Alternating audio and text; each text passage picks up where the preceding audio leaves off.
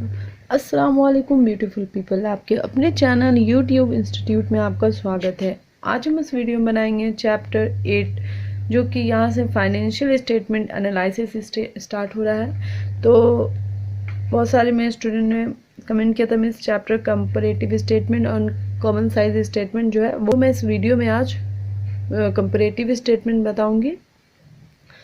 तो चलिए पहले हम लोग कंपैरेटिव स्टेटमेंट क्या होता है उसको समझ लेते हैं, फिर हम लोग इसका फॉर्मेट को समझेंगे, फिर कुछ क्वेश्चंस बनाएंगे। तो चलिए स्टार्ट करते हैं।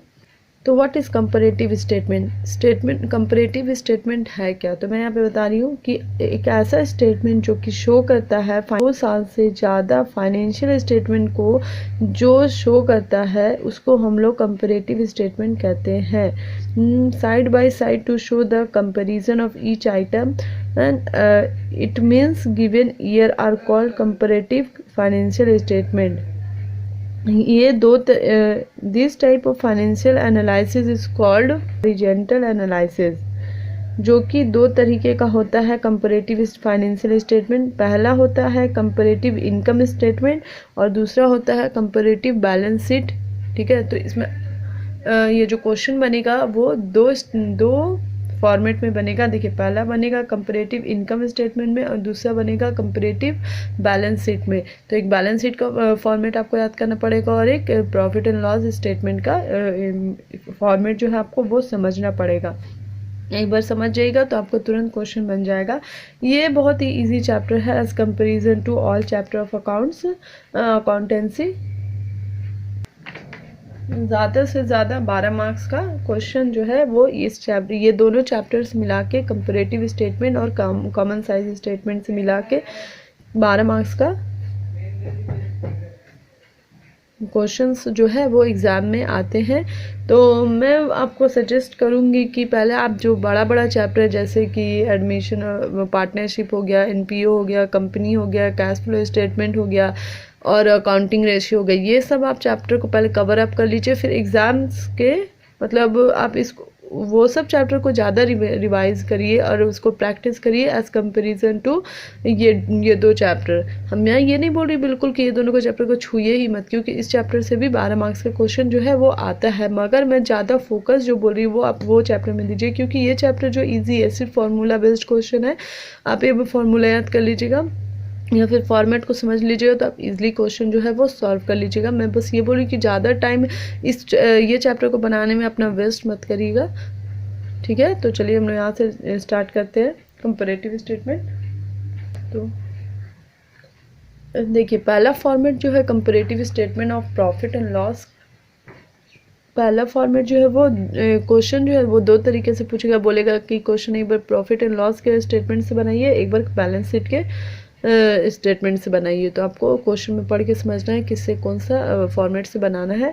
तो मैं आपको दोनों फॉर्मेट लिखवा दी हूँ, आप दोनों का आइटम को देख लीजिए, एक बार समझ लीजिए क्योंकि कैसे होता है। तो यहाँ पे देखिए, सबसे पहले पर्टिकुलर है, ये जो ये प्रीवियस ईयर होगा और यहाँ पे जो करंट ईयर होगा जो आपको क्वेश्चन में गिवन होगा वो लिखना है। ये मैं यहाँ पे लिखी हूँ अपने से। और फिर यहाँ पे एब्सोल्यूट चेंजेस होगा और यहाँ पे C into 100 by A is equals to D। तो ये A है, ये B है और ये C है और ये D कॉलम है। ठीक है, तो A और B का जो अमाउंट दिया रहता है क्वेश्चन में और ये दोनों को माइनस करने पे ये जो है कॉलम C में अमाउंट आता है। मान लीजिए 5 लाख, इसमें 4 लाख है, तो माइनस करेंगे 5 लाख में 4 लाख, तो ये 1 लाख रुपये जो है वो कॉलम C में जाएगा। एंड कॉलम D में जो C कॉलम का अमाउंट आएगा, जैसे 1 लाख रुपया इंटू 100 और फिर यहाँ पे अमाउंट जो था 5 लाख डिवाइडेड बाई 5 लाख, तो उसको हम लोग कट करके यहाँ पे कॉलम D में जो है वो अमाउंट पुट करेंगे। क्वेश्चन में आपको इजीली अच्छे से समझ में आएगा। मैं यहाँ में फॉर्मेट में भी समझा दे रही हूँ कि जैसे क्वेश्चन में एक दिया रहेगा 5 लाख, यहाँ पे 4 लाख है, तो ये दोनों को माइनस करने पे यहाँ पे एब्सोल्यूट चेंज आता है 1 लाख रुपये। और फिर यहाँ पे जो C है, ये कॉलम C है, उसको यहाँ पे C का अमाउंट पुट करेंगे इंटू 100 और यहाँ पे कॉलम A का अमाउंट जो यहाँ पे रहेगा उसको पुट करेंगे, तो आंसर जो यहाँ पे D परसेंटेज में आ जाता है। ये जो आपको यही निकालना रहता है क्वेश्चन में, D कॉलम को फाइंड आउट करना है और C को। C तो आप इजिली कर लीजिएगा, D में परसेंटेज निकालना रहता है। तो यहाँ पे क्वेश्चन में जैसे दिया रहेगा रेवेन्यू फ्रॉम ऑपरेशन हो गया, दूसरा है अदर इनकम, फिर टोटल रेवेन्यू जैसे ये 1 और 2 को यहाँ प्लस करके हम यहाँ पे लिख देंगे।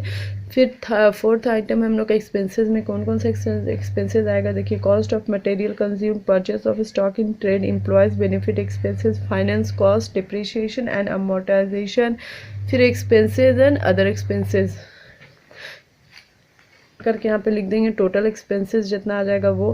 फिर यहाँ प्रॉफिट बिफोर टैक्स, ठीक है। तो ये जो कॉलम थर्ड था टोटल रेवेन्यू में हम लोग जो ये एक्सपेंसेस आए पूरा टोटल एक्सपेंसेस उसको माइनस करेंगे तो हम लोग का प्रॉफिट बिफोर टैक्स जो है वो निकल जाएगा। टैक्स क्वेश्चन में दिया रहता है उसको यहाँ पे पुट कर देना है। फिर प्रॉफिट आफ्टर टैक्स कहाँ से आएगा, तो इसमें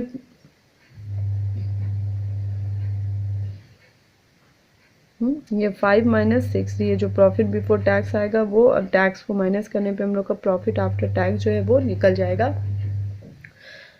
तो ये फॉर्मेट आई होप आप लोग को एकदम क्लियरली समझ में आ गया होगा विदाउट एनी कंफ्यूजन। जैसे समझ लीजिए यहाँ पे 6-7 आइटम होता है, ये सारा आइटम जो है बुक में दिया रहता है, आपको एक बार याद कर लेना चाहिए दिया कौन सा कहाँ पे आइटम जाएगा पुट करना है, बस सिंपल सा है और आपको यहाँ पे याद करना है। और इसमें एक परसेंटेज कैसे कैलकुलेट होता है वो मैं क्वेश्चन में बताऊँगी। मैं अभी सिर्फ इंट्रोडक्शन दे रही हूँ और फॉर्मेट बता दे रही हूँ चैप्टर में।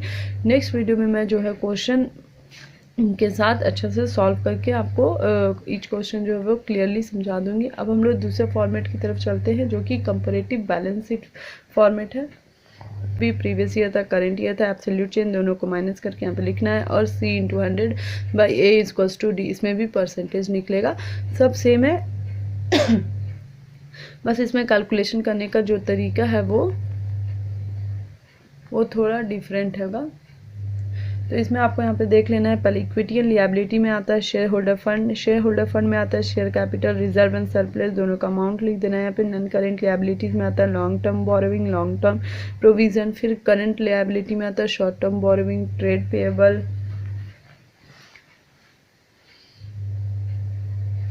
Other current liabilities, short term provision. फिर जो ये पूरा एसेट्स था उसको हम लोग यहाँ पे प्लस करके लिख देंगे।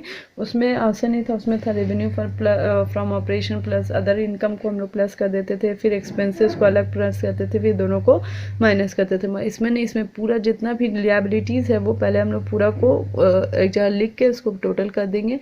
फिर हम लोग एसेट्स में आएंगे जैसे कि फिक्स्ड एसेट्स आ गया, tangible assets, intangible assets, non current investment, long term loan and advances,